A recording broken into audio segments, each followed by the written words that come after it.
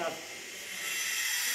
Hi friends, మీరు చూస్తున్నారు IT job నుంచి చేసి ఫ్రెండ్స్. మన ఛానల్ అనేది జూనియర్ లైన్మెన్ జాబ్ నుంచి విద్యార్థుల కోసం వీడియోస్ చేయడం జరుగుతుంది.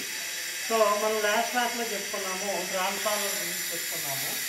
అయితే ట్రాన్స్ఫార్మర్ డెఫినేషన్ ఏంటి, దాని సింబల్ ఏంటి మనం చెప్పుకున్నాము.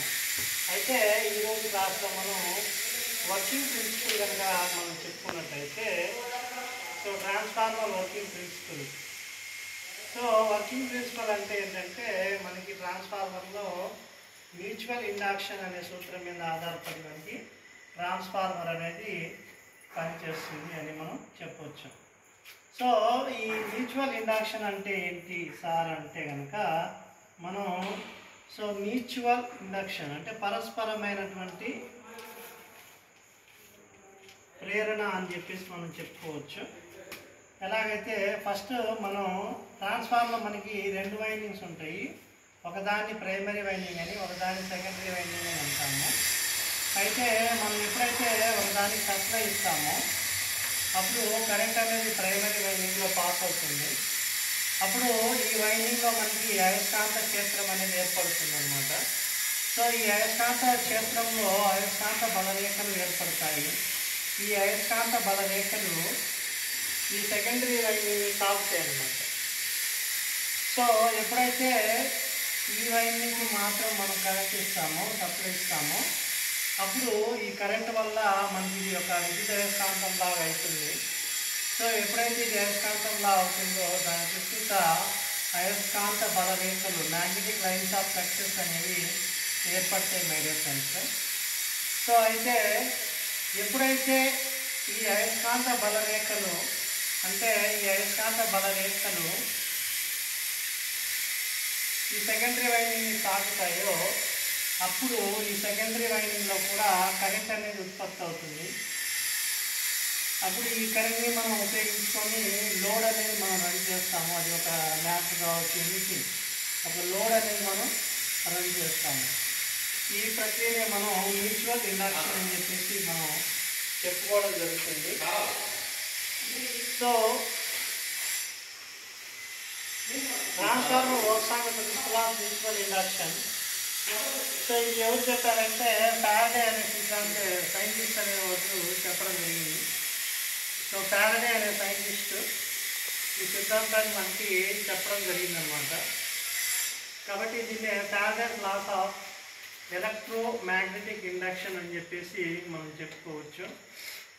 EMI, Faraday's laws of electromagnetic induction అని కూడా మనం చెప్పుకోవచ్చు.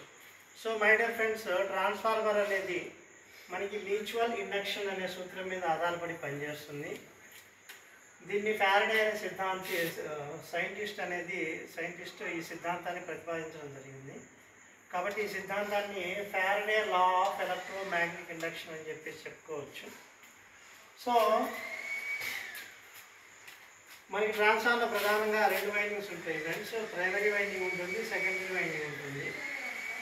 అయితే మనం మాత్రం ప్రైమరీ వైండింగ్కి మాత్రమే సప్లై అనేది ఇవ్వడం జరుగుతుంది, సెకండరీ వైండింగ్కి సప్లై ఇవ్వము. సో ప్రైమరీ వైండింగ్కి ఇచ్చిన సప్లై అనేది మ్యాగ్నెటిక్ లైన్స్ కట్ అవ్వడం వల్ల దీంట్లో వోల్టేజ్ అనేది జనరేట్ అయ్యి తద్వారా కరెంట్ వస్తుంది. కరెంట్ అనేది లోడ్కి మనం ట్రాన్స్ఫర్ చేయడం జరిగింది ఫ్రెండ్స్. ఓకే, ఇప్పుడు మనం చెప్పుకున్నట్టయితే కన్స్ట్రక్షన్ ఆఫ్ ట్రాన్స్ఫార్మర్.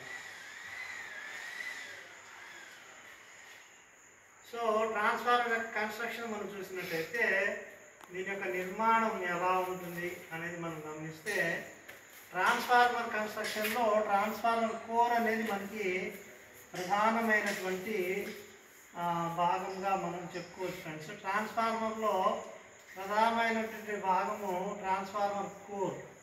ఈ కోర్ మీదే మనం వైండింగ్ అనేది ప్లేస్ చేస్తాము. So transformer core is the basic fundamental most important part అన్నమాట. ఓకే, సో ట్రాన్స్ఫార్మర్ కోర్ అనేది చాలా ఇంపార్టెంట్ భాగం. దానిపైన మనకి iron core is the main part of the transformer. Iron core and windings are placed on this core. The core consist of number of laminations made of soft irons. So మనకి ఈ transformer core అనేది మనకి silicon లామినేషన్స్తో మనం తయారు చేయడం జరుగుతుంది. Soft ఐరన్తో తయారవుతుంది. ఇది సాఫ్ట్ ఐరన్తో తయారవుతుంది. వీటిని మనం లామినేషన్స్ అంటాము.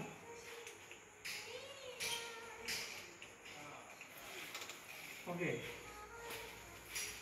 సో ఫ్రెండ్స్, మీరు చూస్తున్నారు ఐటీ జాబ్ యూట్యూబ్ ఛానల్. మరెన్నో వీడియోలు మీకు అందించడానికి please do subscribe my channel.